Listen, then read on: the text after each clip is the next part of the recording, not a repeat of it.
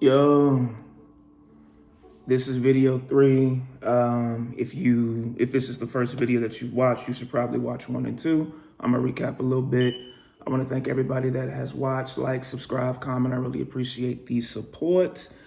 I had to go back and watch video 2 because I wanted to know where I left off. It's been like almost 2 weeks since I posted my last video. So if you've been watching, you know that I used meth for like 6 years, 6 or 7 years. And I've been sober since 21, been sober for 4 years. I started smoking, I got invited to a threesome and they had it, I tried it, my choice. Met this dope boy that I chilled with for like a summer and then we kind of fell off. Met this fine ass chocolate nigga at his house, which is why we fell off. And at this point, it is maybe 2014, 2015, maybe a little earlier. And me and Chocolate smoking maybe 3 days a week. Mostly my off days, bleeding a little into, I worked overnight then, so I don't think I had to be at work until like 10 o'clock. So we were smoking and fucking heavy. And it got to the point where, if you know me, you know that, you know me, like, especially back in the Gap, I used to really fucking get it in. And I had all of these niggas in my phone, so I'm chilling with this like 5'5" chocolate nigga. Can't even remember his name, but he was fine like a motherfucker. And I would just be like, yo, like, you wanna get into some shit? Like, I know some niggas. And he knew some niggas. So it got to the point where we were just smoking. It's like, all right, well, I know these niggas, like, I'm gonna invite them over. And he say, oh, well, I know a few, I'm gonna invite them over. And before you know it, it's like 6, 7 niggas in the house. Not everybody smoked. We usually kind of kept it private. Like we would dip in and out the restroom and in and out of the bedroom. Fucking what's happening in the living room. And hit the pipe or whatever. Some niggas would smoke and they would come back there with us. It's kind of like the whole Coke vibe when you at a party and niggas keep going to and from the restroom. That almost exactly. Lots of sex, though. Lots of conversations. I'm kind of romanticizing because I am in recovery and I haven't smoked in 4 years. And the level of addiction that you get from this, like it stays with you. Like I have dreams about smoking sometimes. Like periodically I have dreams about smoking and just getting high. Cause it was a real party until it fucking wasn't. And I got some feedback, a couple of homies and a couple of followers. If you don't follow me on Twitter, Instagram, Snapchat, it's at Jupiter the Truth. Follow me. I got some feedback and niggas were just like, yo, you making this sound fun. You making this sound like some shit that I want to try, which is not my intention at all. Like, it was a party and then it wasn't, dog. Like, while you doing all of this fucking and while you doing all of this smoking, you letting shit slip.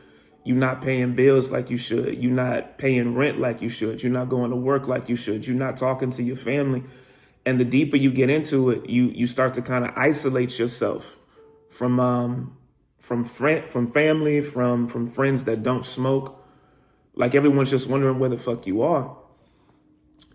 And it's like you on this island with these niggas that you just doing all these drugs with, these strangers, these niggas that you met through smoke, and y'all just smoking, y'all just have all of this sex. You've isolated yourself, but you don't feel it, but everyone else in your life is feeling it, and they're worried about you, and you missing calls, and you responding to texts late because you smoking and fucking.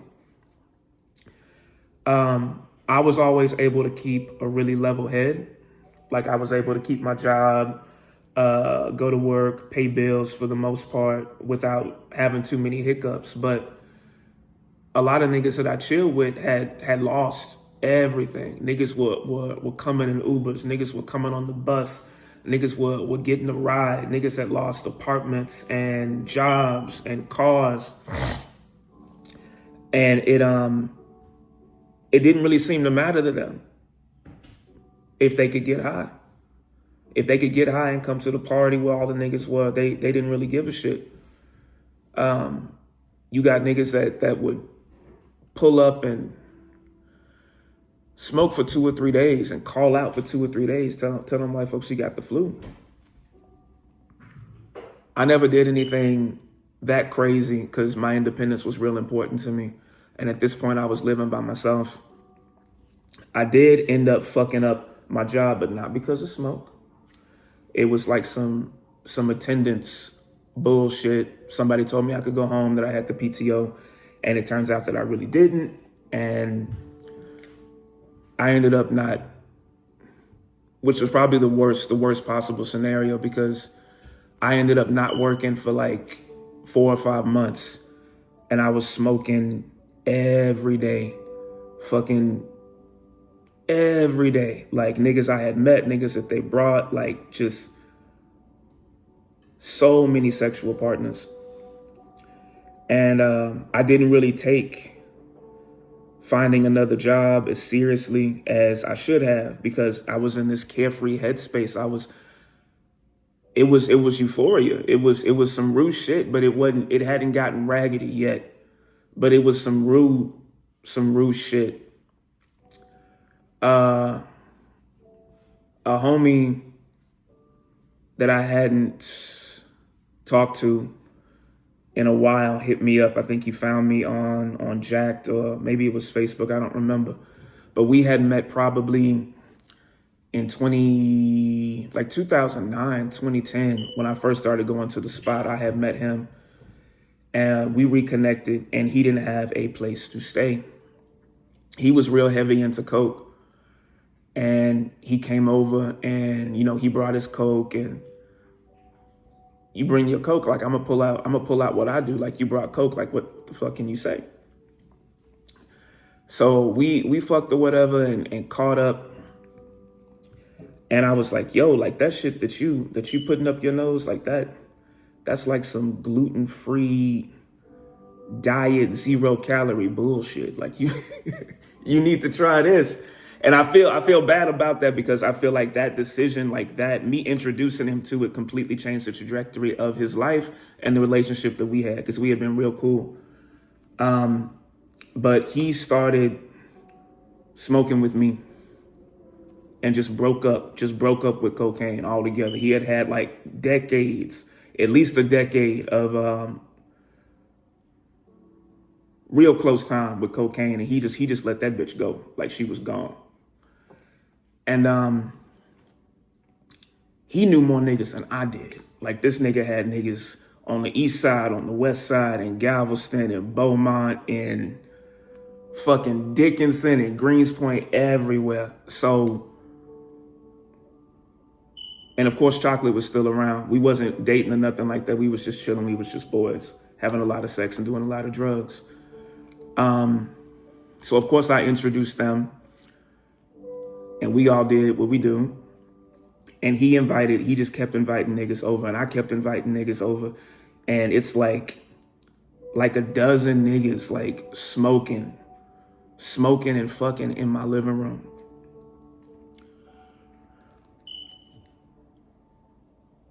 At this point, we're gonna go ahead and talk about Fox. If you know me, you know exactly who the fuck Fox is.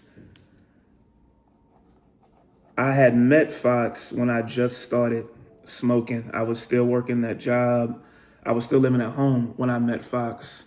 And I fell in love with Fox in like the first week. Fox was perfect. Fox was the most beautiful nigga I had ever met. He was sweet. He was innocent. He was caring. He was loving. He had a job. He had a car. He had his own apartment, and he was 20 years old and had all this shit going for himself, on top of being drop dead the fuck gorgeous. Met the nigga on Jacked, and we initially didn't kick it because I thought he was catfish. The nigga was that fun. I thought it was like this, and I'd never seen him before because he was so young. But eventually we had chilled. I think we had chilled in maybe August.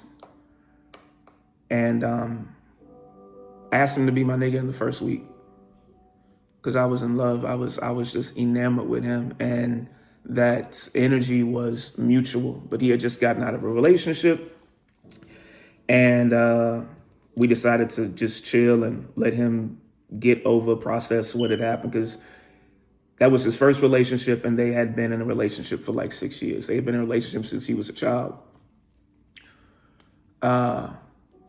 So we had stopped talking, and then all of this happened. The increased drug use, all of this sex, the loss of the job, me in my own place. None of that was going on when we met. So he comes back around, like he was supposed to help me move in, but he didn't. But we ended up chilling a few months after that, and I did not tell him about it for obvious reasons. And he was just as dope and just as sweet and just as fucking gorgeous as he was when I met him. So when he started coming back around, I jumped in. We jumped in. And when we initially started talking, I was fucking him because I wasn't really smoking like that. And typically I'm a top, versatile top, but I prefer the top because it's just easier. But I was so high when he came back around that my toes was in my ears, and we was fucking like daily. He would come over after work and bring like Arizona green teas and Four Locos and the candy that I liked. And we would fuck all night. Mind you, I've got these niggas in my living room. The nigga that, from my past, the nigga from way, way back that we was cool with, that I put on, that he started smoking because of me, he didn't have anywhere to stay, so he had moved in, and a few niggas had come with him to just like smoke and vibe and be a part of the party. These niggas are in my living room, and Fox is coming over after work, and we're spending all this time together. We are having like loud, crazy, nasty ass sex in the bedroom, and everyone's chilling in the living room listening to us fuck. I'm high, he is on my back heavy. We are having sex like 3, 4, 5, 6 times, as many times as his appetite was nuts. And eventually I told him, and eventually me and dude that I had met way back then that had moved in, me and him fell out over some bullshit that I'll get into in the next video. I feel like my goal here was to not make this sound like a party, but I feel like I'm still making it sound like a party. This shit will fuck you up. This shit will take everything. This shit will turn friends and relationships upside down. You won't talk to your folks. You won't talk to the friends that don't smoke. You will lose shit.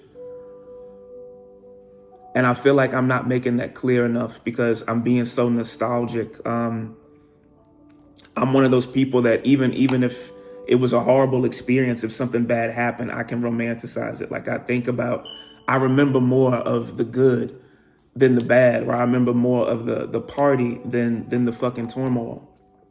I'm gonna try to work on that. Because I really mean this to be cautionary. I really mean this to help people that have become sober, or people that are using, or people that are just seeing it and seeing what it's doing to the community. I don't mean to romanticize. Y'all forgive me. Shit, I'm already at 15 minutes. Somebody asked me for longer videos. A few of y'all asked me for longer videos, but I'm gonna try to keep it short. I'm gonna go ahead and close it out, and just thank everybody that liked, that subscribed, my Twitter following, my Snapchat following, Instagram, like and subscribe, smash the like button. That's what they say. And I think I'm gonna make one more video tonight, but it's not gonna have anything to do with this. It's gonna be about something else that may or may not happen. Thank y'all for listening.